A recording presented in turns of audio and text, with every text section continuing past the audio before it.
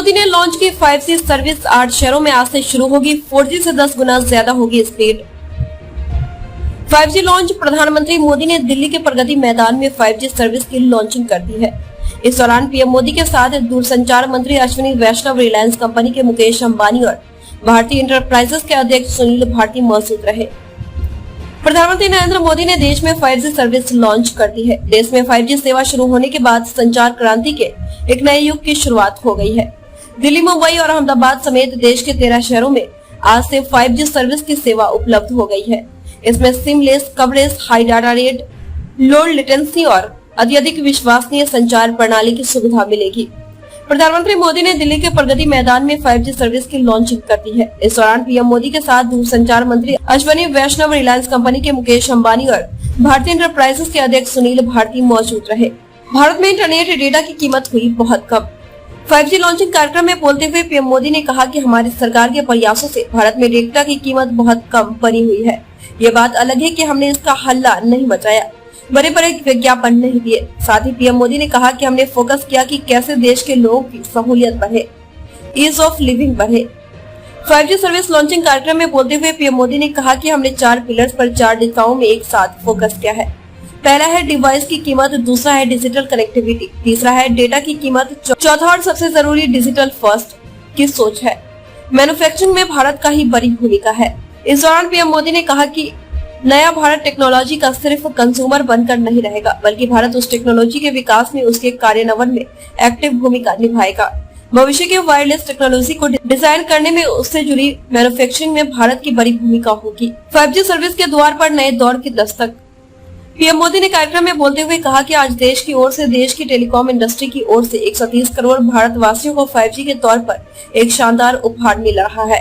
5G service देश के द्वार पर नए दौर की दस्तक है। 5G सर्विस अवसरों के अनंत आकाश की शुरुआत है। मैं प्रत्येक भारतवासी को इसके लिए बहुत बहुत बधाई देता हूँ। देश के इन 13 शहरों में 5G सर्विस की सेवा शुरू। देश के जिन 13 शहरों में सबसे पहले 5G सेवा को लॉन्च किया गया, उनमें दिल्ली, मुंबई, अहमदाबाद, बेंगलोर, चंडीगढ़, चेन्नई, गांधीनगर, गुरुग्राम, हैदराबाद, कोलकाता, जामनगर, लखनऊ, पुणे जैसे शहर शामिल है। इसके 2 साल बाद पूरे देश में 5G सेवा का तेजी से विस्तार किया जाएगा।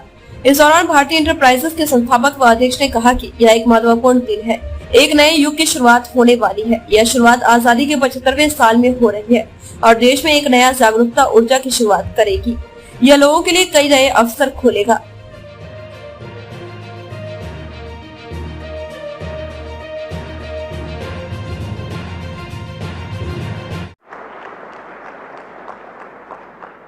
इस ऐतिहासिक अवसर पर उपस्थित मंत्रिमंडल के मेरे सहयोगीगण, देश के उद्योग जगत के प्रतिनिधिगण, अन्य महानुभाव, देवी और सज्जनों, ये समिट तो ग्लोबल है, लेकिन आवाज लोकल है।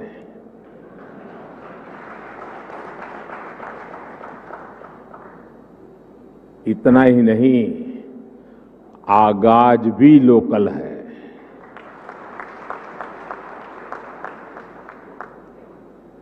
आज 21वीं सदी के विकसित होते भारत के सामर्थ्य का, उस सामर्थ्य को देखने का, उसके प्रदर्शन का एक विशेष दिवस है। आजादी के अमृत महोत्सव के इस ऐतिहासिक कालखंड में 1 अक्टूबर 2022 ये तारीख इतिहास में दर्ज होने वाली है।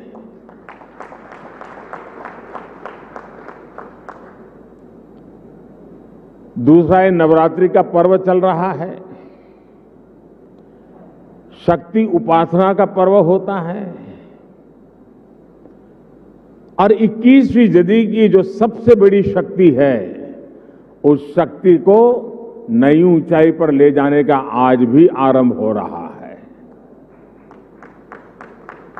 आज देश की ओर से, देश की टेलीकॉम इंडस्ट्री की ओर से 130 करोड़ भारतवासियों को 5G के तौर पर एक शानदार उपहार मिल रहा है।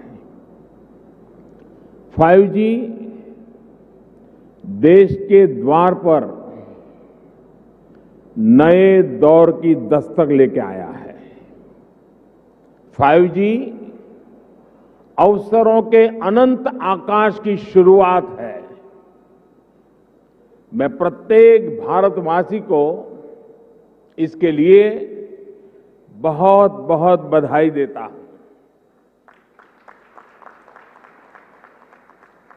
साथियों, मैं गौरव से भरे इन क्षणों के साथ ही मुझे खुशी इस बात की भी है कि 5G की शुरुआत में ग्रामीण स्कूलों के बच्चे भी हमारे साथ सहभागी हैं, गांव भी सहभागी है, मजदूर गरीब भी सहभागी है। अभी मैं यूपी के ग्रामीण स्कूल की बेटी 5G होलोग्राम टेक्नोलॉजी के जरिए रूबरू हो रहा था। जब मैं 2012 के चुनाव में होलोग्राम लेकर के चुनाव प्रचार कर रहा था तो दुनिया के लिए अजूबा था। आज वो घर घर पहुंच रहा है। मैंने महसूस किया कि नई तकनीक उनके लिए किस तरह पढ़ाई के मायने बदलते जा रही है। इसी तरह गुजरात, महाराष्ट्र, ओडिशा के गांवों के सुदूर स्कूल तक 5G के जरिए बच्चे बड़े बड़े विशेषज्ञों के साथ क्लास में नई नई चीजें सीख रहे हैं। उनके साथ नए दौर की क्लास का हिस्सा बनना, ये वाकई बहुत रोमांचित करने वाला अनुभव है। साथियों, 5G को लेकर भारत के प्रयासों का एक और संदेश है। नया भारत टेक्नोलॉजी का सिर्फ कंज्यूमर बनकर नहीं रहेगा, बल्कि भारत उस टेक्नोलॉजी के विकास में, उसके इम्प्लीमेंटेशन में बहुत बड़ी एक्टिव भूमिका निभाएगा। भविष्य की वायरलेस टेक्नोलॉजी को डिजाइन करने में, उससे जुड़ी मैन्युफैक्चरिंग में भारत की बड़ी भूमिका होगी। 2G, 3G, 4G के समय भारत टेक्नोलॉजी के लिए दूसरे देशों पर निर्भर रहा, लेकिन 5G के साथ भारत ने नया इतिहास रच दिया है। 5G के साथ भारत पहली बार टेलीकॉम टेक्नोलॉजी में ग्लोबल स्टैंडर्ड तय कर रहा है। भारत लीड कर रहा है। आज इंटरनेट का इस्तेमाल करने वाला हर व्यक्ति इस बात को समझ रहा है कि 5G इंटरनेट का पूरा आर्किटेक्चर बदल कर रख देगा। इसलिए भारत के युवाओं के लिए आज 5G बहुत बड़ी अपॉर्चुनिटी लेकर आया है। मुझे खुशी है कि विकसित भारत का संकल्प लेकर आगे बढ़ रहा हमारा देश दुनिया के अन्य देशों के साथ किस तरह कदम से कदम मिलाकर चल रहा है। ये भारत की बहुत बड़ी सफलता है। डिजिटल इंडिया अभियान की बहुत बड़ी सफलता है। साथियों, जब हम डिजिटल इंडिया की बात करते हैं तो कुछ लोग समझते हैं कि ये सिर्फ सरकारी एक योजना है, लेकिन डिजिटल इंडिया सिर्फ एक नाम नहीं है। ये देश के विकास का बहुत बड़ा विजन है। इस विजन का लक्ष्य है उस टेक्नोलॉजी को आम लोगों तक पहुंचाना जो लोगों के लिए काम करे और लोगों के साथ जुड़कर काम करे। मुझे याद है जब मोबाइल सेक्टर से जुड़े इस विजन के लिए स्ट्रेटेजी बनाई जा रही थी तो मैंने कहा था कि हमारी अप्रोच टुकड़ों टुकड़ों में नहीं होनी चाहिए बल्कि होलिस्टिक होनी चाहिए। डिजिटल इंडिया की सफलता के लिए जरूरी था कि वो इस सेक्टर के सभी आयामों को एक साथ कवर करे। इसलिए हमने 4 पिलर्स पर और 4 दिशाओं में एक साथ फोकस किया। पहला, डिवाइस की कीमत। दूसरा, डिजिटल कनेक्टिविटी। तीसरा, डेटा की कीमत। चौथा, और जो सबसे जरूरी है, डिजिटल फर्स्ट की सोच। साथियों, जब हम पहले पिलर की बात करते हैं, डिवाइस की कीमत की बात करते हैं, तो एक बात बहुत स्पष्ट है, डिवाइस की कीमत तभी कम हो सकती है जब हम आत्मनिर्भर हो। और आपको याद होगा बहुत लोगों ने आत्मनिर्भर की मेरी बात की मजाक उड़ाई थी। 2014 तक हम करीब 100% मोबाइल फोन आयात करते थे, विदेशों से इंपोर्ट करते थे। और इसलिए हमने तय किया कि हम इस क्षेत्र में आत्मनिर्भर बनेंगे। हमने मोबाइल मैन्युफैक्चरिंग यूनिट्स को बढ़ाया। 2014 में जहां देश में 2 मोबाइल मैन्युफैक्चरिंग यूनिट्स थी, 8 साल पहले 2, अब उनकी संख्या 200 के ऊपर है।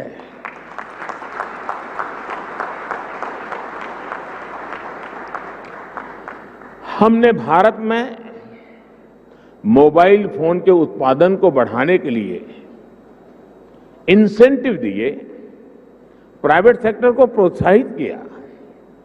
आज इसी योजना का विस्तार आप पीएलआई स्कीम में भी देख रहे हैं।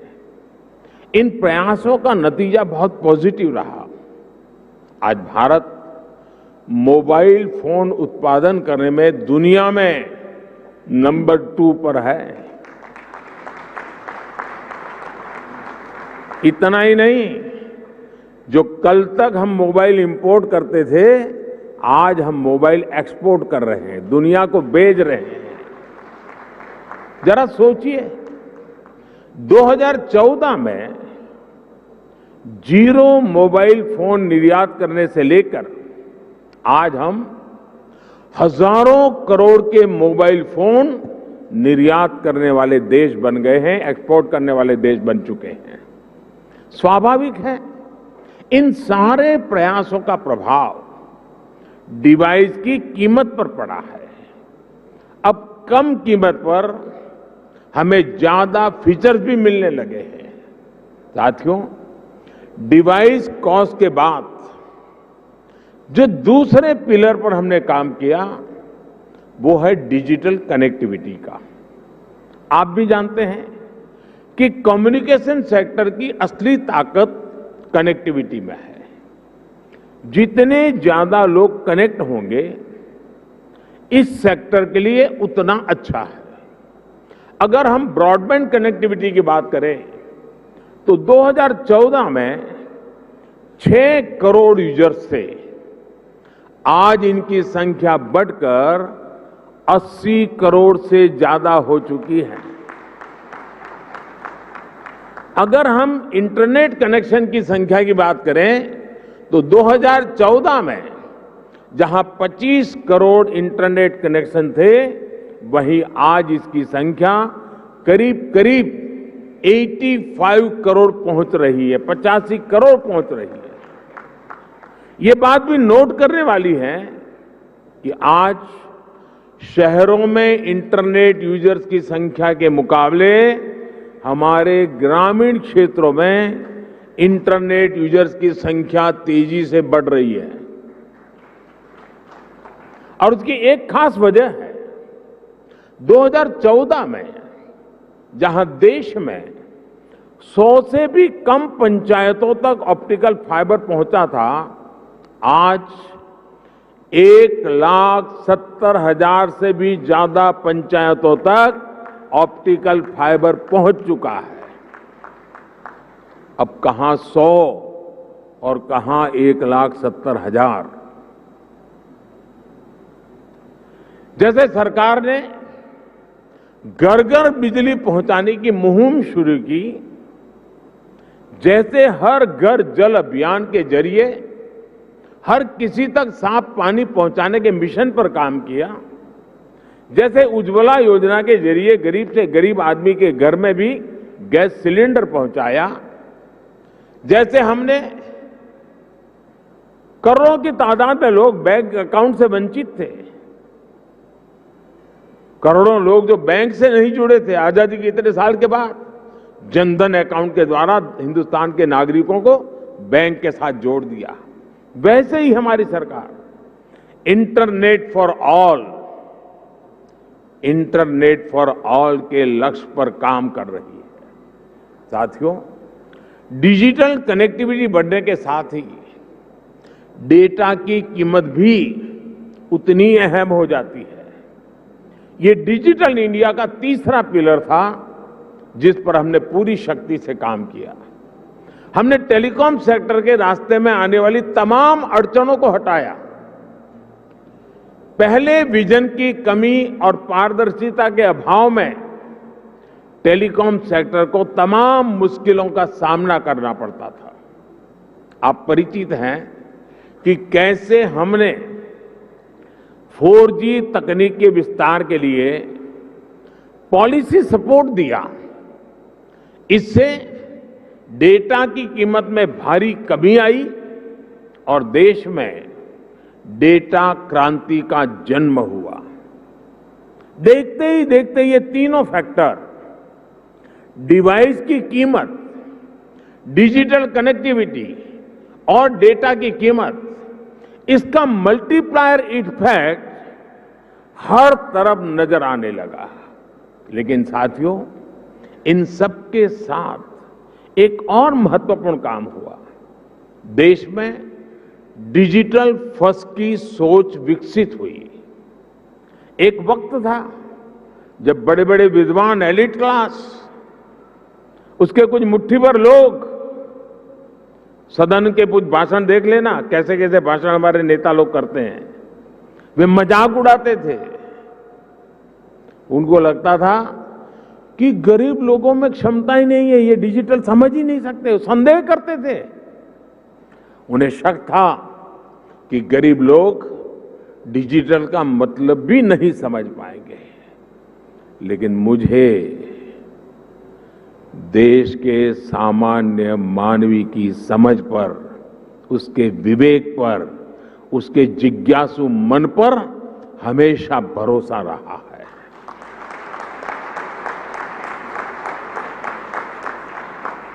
मैंने देखा है कि भारत का गरीब से गरीब व्यक्ति भी नई तकनीकों को अपनाने में आगे रहता है। और मैं एक छोटा अनुभव बताता हूं। शायद ये 2007-8 का कालखंड होगा या 9-10 का, मुझे याद नहीं है। मैं गुजरात में मुख्यमंत्री रहा, लेकिन एक क्षेत्र ऐसा था जहां मैं कभी गया नहीं था और बहुत ही ट्राइबल इलाके में, बहुत ही पिछड़ा। मैं, हमारे सरकार के अधिकारियों ने भी मुझे एक बार वहां कार्यक्रम करना ही करना है, मुझे जाना है। तो वो इलाका ऐसा था, कोई बड़ा प्रोजेक्ट की संभावना नहीं थी, फॉरेस्ट लैंड थी, कोई संभावना हो रही थी। तो आखिर में एक चिलिंग सेंटर, दूध का चिलिंग सेंटर, वो भी 25 लाख रुपए का। मैंने कहा भले वो 25 लाख का होगा, 25,000 का होगा, मैं खुद उद्घाटन करूंगा। अब लोगों को लगता है ना, चीफ मिनिस्टर को इससे नीचे तो करना नहीं चाहिए, लेकिन मुझे ऐसा कुछ होता नहीं है। तो मैं उस गांव में गया अच्छा, वहां हम एक पब्लिक मीटिंग करने के लिए भी जगह नहीं थी, तो वहां से 4 किलोमीटर दूर एक स्कूल का छोटा सा मैदान था, वहां पब्लिक मीटिंग ऑर्गेनाइज की। लेकिन जब वो चिलिंग सेंटर पे गया मैं, तो आदिवासी माताएं बहनें दूध भरने के लिए कतार में खड़ी थी। तो दूध का अपना बर्तन नीचे रख करके जब हम लोग गए और उसकी उद्घाटन की विधि कर रहे थे, तो मोबाइल से फोटो ले रही थी। मैं हैरान था, इतने दूर दरार के क्षेत्र में मोबाइल से फोटो ले रही है। तो मैं उनके पास गया, मैंने कहा, फोटो लेके क्या करोगी? तो बोली, डाउनलोड करेंगे। ये शब्द सुनकर के मैं सचमुच में सरप्राइज हुआ था मुझे कि ये ताकत है हमारे देश के गांव में। आदिवासी क्षेत्र की गरीब माताएं बहनें जो दूध भरने आई थी, वो मोबाइल फोन से अपनी फोटो ले रही थी और उनको ये मालूम था कि इसमें तो नहीं, आप डाउनलोड करवा देंगे। और डाउनलोड शब्द उनसे मुंह से निकलना, ये उनकी समझ शक्ति और नई चीजों को स्वीकारने के स्वभाव का परिचय देती है। मैं कल गुजरात में था, तो मैं अंबाजी तीर्थ क्षेत्र पे जा रहा था, तो रास्ते में छोटे छोटे गांव थे। आधे से अधिक लोग ऐसे होंगे जो मोबाइल से वीडियो उतार रहे थे, आधे से अधिक लोग। यानी हमारे देश की ये जो ताकत है, इस ताकत को हम नजरअंदाज नहीं कर सकते हैं। और सिर्फ देश के इलीट क्लास के कुछ लोगों को ही हमारे गरीब भाई बहनों पर यकीन नहीं था। आखिरकार हम डिजिटल फर्स्ट के अप्रोच के साथ आगे बढ़ने में कामयाब हुए। सरकार ने खुद आगे बढ़कर डिजिटल पेमेंट्स का रास्ता आसान बनाया। सरकार ने खुद ऐप के जरिए सिटीजन सेंट्रिक डिलीवरी सर्विस को बढ़ावा दिया। बात चाहे किसानों की हो या छोटे दुकानदारों की, हमने उन्हें ऐप के जरिए रोज की जरूरतें पूरी करने का रास्ता दिया। इसका नतीजा आज आप देख सकते हैं। आज टेक्नोलॉजी सही मायने में डेमोक्रेटिक हो गई है, लोकतांत्रिक हो गई है। आपने भी देखा है कि डिजिटल फर्स्ट की हमारी अप्रोच ने कोरोना वैश्विक महामारी के इस दौर में देश के लोगों की कितनी मदद की। दुनिया के बड़े बड़े विकसित देश जब अपने नागरिकों की मदद करने में संघर्ष कर रहे थे, खजाने में रुपये पड़े थे, डॉलर थे, पाउंड थे, सब था, यूरो था, लेकिन और देने का तय भी किया था, लेकिन पहुंचाने का रास्ता नहीं था। भारत एक क्लिक पर हजारों करोड़ रुपए मेरे देश के नागरिकों के खाते में ट्रांसफर कर रहा है।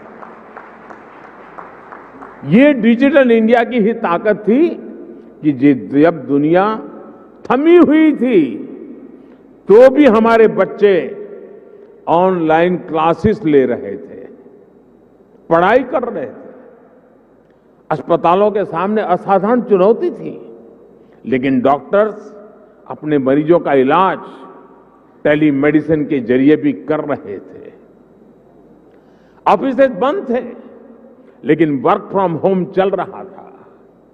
आज हमारे छोटे व्यापारी हो, छोटे उद्यमी हो, लोकल कलाकार हो, कारीगर हो, डिजिटल इंडिया ने सबको मंच दिया है, बाजार दिया है। आज आप किसी लोकल मार्केट में, आप सब्जी मंडी में जाकर देखिए, रेहड़ी पटरी वाला छोटा दुकानदार भी आपसे कहेगा कैश नहीं है, यूपीआई कर दीजिए। मैंने तो बीच में एक वीडियो देखा, कोई भिक्षुक भी डिजिटली पेमेंट लेता है। ट्रांसपेरेंसी देखिए। ये बदलाव बताता है कि जब सुविधा सुलभ होती है तो सोच किस तरह सशक्त हो जाती है। साथियों, आज टेलीकॉम सेक्टर में जो क्रांति देश देख रहा है, वो इस बात का सबूत है कि अगर सरकार सही नियत से काम करे तो नागरिकों की नियत बदलने में देर नहीं लगती है। 2G की नियत और 5G की नियत में यही फर्क है।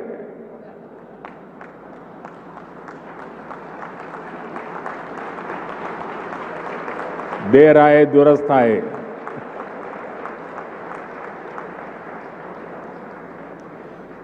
भारत आज दुनिया के उन देशों में है जहां डेटा इतना सस्ता है। पहले 1 GB डेटा की कीमत जहां 300 रुपये के करीब होती थी, वहीं आज 1 GB डेटा का खर्च केवल 10 रुपये तक आ गया है। आज भारत में महीने भर में एक व्यक्ति मोबाइल पर करीब एवरेज 14 GB डेटा इस्तेमाल कर रहा है। 2014 में इस 14 GB डेटा की कीमत होती थी करीब 4,200 रुपये प्रति महीना, 4,200 रुपया। आज इतना ही डेटा 125 रुपये या ज्यादा से ज्यादा 150 रुपये, 125 या 150 रुपये में मिल जाता है। यानी आज गरीब के, मध्यम वर्ग के मोबाइल डेटा के करीब 4,000 रुपये हर महीने बच रहा है उसके जेब में।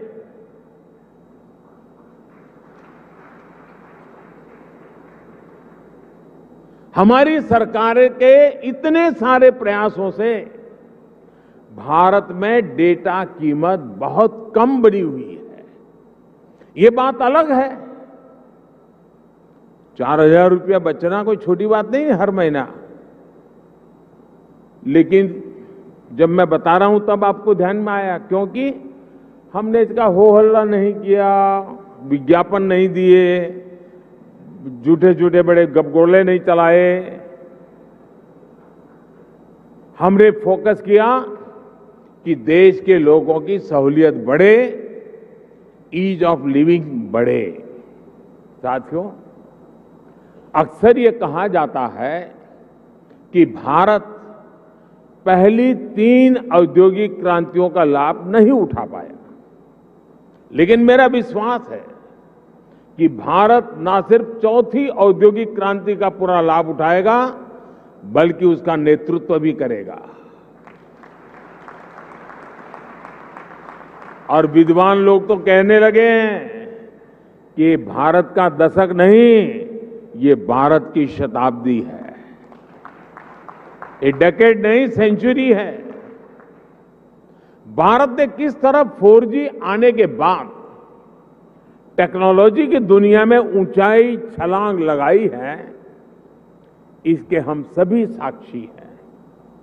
भारत के नागरिकों को जब टेक्नोलॉजी के समान अवसर मिल जाते हैं तो दुनिया में उन्हें कोई पछाड़ नहीं सकता। इसलिए आज जब भारत में 5G का लॉन्च हो रहा है तो मैं बहुत विश्वास से भरा हुआ हूं दोस्तों। मैं दूर का देख पा रहा हूं, और जो सपने हमारे दिल दिमाग में चल रहे हैं उसको अपनी आंखों के सामने हम साकार होते देखेंगे। हमारे बाद वाली पीढ़ी देखेगी, ऐसा काम होने वाला नहीं है, हम ही हमारे आंखों के सामने देखने वाले हैं। ये एक सुखद संयोग है कि कुछ सप्ताह पहले ही भारत विश्व की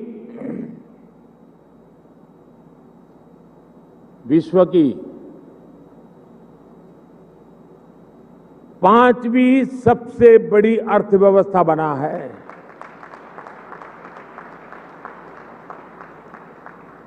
और इसलिए ये अवसर है हमारे युवाओं के लिए जो 5G टेक्नोलॉजी की मदद से दुनिया भर का ध्यान खींचने वाले इनोवेशंस कर सकते हैं।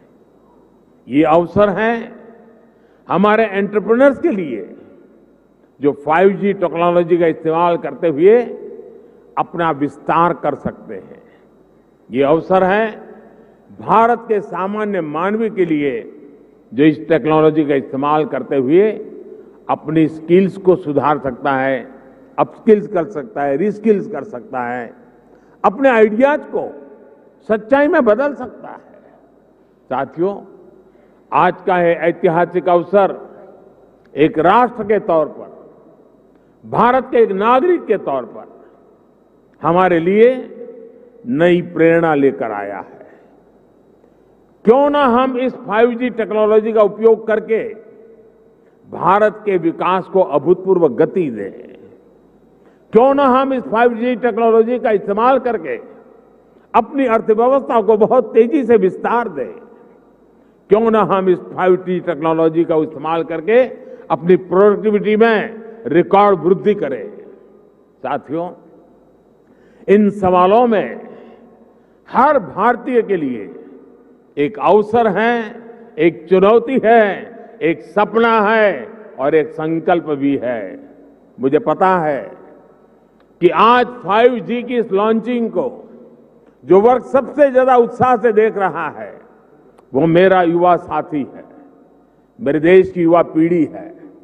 हमारी टेलीकॉम इंडस्ट्री के लिए भी कितने ही बड़े अवसर इंतजार कर रहे हैं।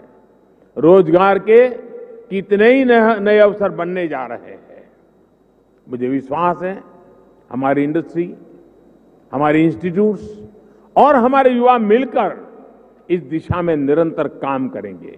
और अभी जब मैं काफी समय पूरा जो एग्जीबिशन लगा है उसको समझने का प्रयास करता था। मैं कोई टेक्नोलॉजी का विद्यार्थी तो नहीं हूं, लेकिन समझने की कोशिश कर रहा था। ये देख करके मुझे लगा है कि मैं सरकार में तो सूचना करने वाला हूं कि हमारी सरकार के सभी विभाग, उसके सारे अधिकारी जरा देखें कहां कहां इसका उपयोग हो सकता है, ताकि सरकार की नीतियों में भी इसका असर नजर आना चाहिए। मैं देश के स्टूडेंट्स को भी चाहूंगा कि 5 दिन तक ये एग्जीबिशन चलने वाला है।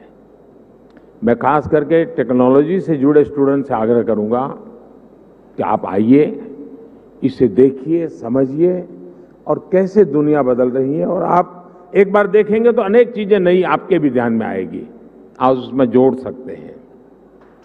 और मैं इस टेलीकॉम सेक्टर के लोगों से भी कहना चाहूंगा, मुझे खुशी होती थी जिस स्टॉल में मैं गया, हर कोई कहता था ये इंडिजीनियस है, ये आत्मनिर्भर है, ये हमने बनाया है। सब बड़े गर्व से कहते थे, मुझे आनंद हुआ। लेकिन मेरा दिमाग कुछ और चल रहा था। मैं ये सोच रहा था, जैसे कई प्रकार की कार आती हैं, हर एक की अपनी एक ब्रांड होती है, हर एक की अपनी विशेषता भी होती है, लेकिन उसमें जो स्पेयर पार्ट पहुंचाने वाले होते हैं वो एमएसएमई सेक्टर के होते हैं। और एक ही एमएसएमई के एक फैक्ट्री वाला 6 प्रकार की गाड़ियों के स्पेयर पार्ट बनाता है, छोटे मोटे जो भी सुधार करने करे वो देता है। मैं चाहता हूं कि आज हार्डवेयर भी आप लगाए रहे हैं, ऐसा लगा मुझे आपकी बातों से। क्या एमएसएमई सेक्टर को इसके लिए जो हार्डवेयर की जरूरत है उसके छोटे छोटे पुर्जे बनाने के लिए उनको काम दिया जाए, बहुत बड़ा इकोसिस्टम बनाया जाए। एकदम से मैं व्यापारी तो नहीं हूं, मुझे रुपये पैसे से लेना देना नहीं है, लेकिन मैं इतना समझता हूं कि कॉस्ट एकदम कम हो जाएगी, एकदम कम हो जाएगी। हमारे एमएसएमई सेक्टर की ये ताकत है। और वो सप्लाई आपको सिर्फ अपने यूनिकनेस के साथ उसमें सॉफ्टवेयर वगैरह जोड़ करके सर्विस देनी है।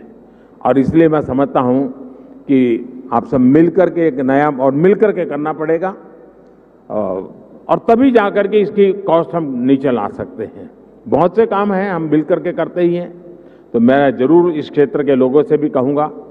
मैंने ये भी देखा है कि स्टार्टअप में जिन बच्चों ने काम किया है, जिन नौजवानों ने काम किया है, ज्यादातर इस क्षेत्र में उन्हीं स्टार्टअप को ओन कर करके उसको स्केल अप किया गया है। मैं स्टार्टअप वाले साथियों को भी कहता हूं कि आपके लिए भी इस क्षेत्र में कितनी सेवाएं अधिकतम आप दे सकते हैं, कितनी यूजर फ्रेंडली व्यवस्थाओं को विकसित कर सकते हैं, आखिरकार इसका फायदा यही है। लेकिन एक और चीज मैं चाहूंगा, ये भी आपका जो एसोसिएशन है वो मिलकर के एक मूवमेंट चला सकता है क्या? एटलीस्ट हिंदुस्तान के सभी डिस्ट्रिक्ट हेडक्वार्टर में ये 5G जीवन में कैसे उपयोगी हो सकता है, उसके लोगों को एजुकेट करने वाले एग्जीबिशन, उसकी व्यवस्था हो सकती है क्या? मेरा अनुभव है, छोटा सा उदाहरण बताता हूं। हमारे देश में 24 घंटे बिजली, ये सपना था।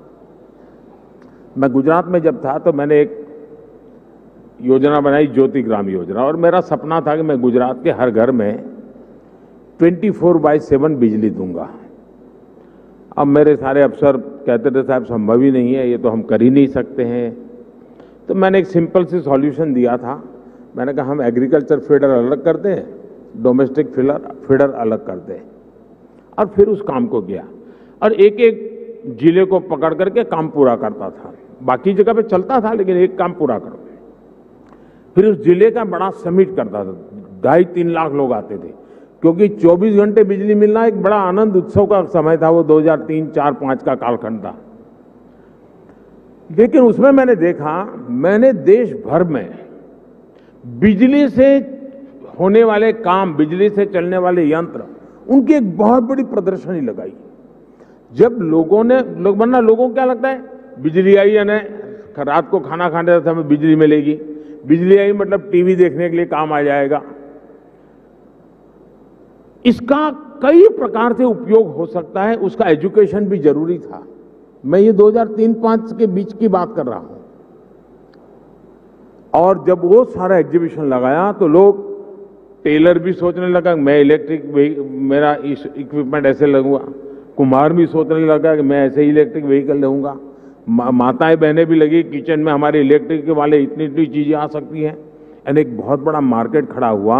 और बिजली का मल्टीपल यूटिलिटी जीवन के सामान्य जीवन में 5G भी उतना जल्दी, लोगों को लगेगा हाँ यार अब तो वीडियो बहुत जल्दी डाउनलोड हो जाता है, रील देखना है तो बहुत इंतजार नहीं करता है, फोन कट नहीं होता है, साफ सुथरी वीडियो कॉन्फ्रेंस हो सकती है, फोन कॉल हो सकता है। इतने से सीमित नहीं है, ये जीवन को बदलने वाली व्यवस्था के रूप में आ रहा है।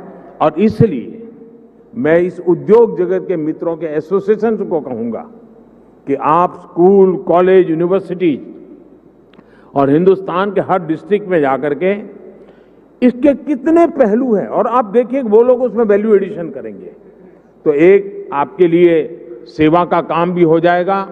और मैं चाहूंगा कि इस टेक्नोलॉजी जीवन में सिर्फ बातचीत करने के लिए या कुछ वीडियो देखने के लिए सीमित नहीं रहनी चाहिए, ये पूरी तरह एक क्रांति लाने के लिए उपयोग होना चाहिए। और हमें 130 करोड़ देशवासियों तक एक बार पहुंचना है, बाद में तो वो पहुंचा देगा, आप देख लीजिए, आपको टाइम नहीं लगेगा। अभी मैंने ड्रोन पॉलिसी अभी लाया था, आज कई खेतों में मैं देख रहा हूं वो ड्रोन से अपना दवाइयां छिड़काव का काम शुरू कर दिया, उन्होंने ड्रोन चलाना सीख दिया। और इसलिए मैं समझता हूं कि हमें इन व्यवस्थाओं की तरफ जाना चाहिए।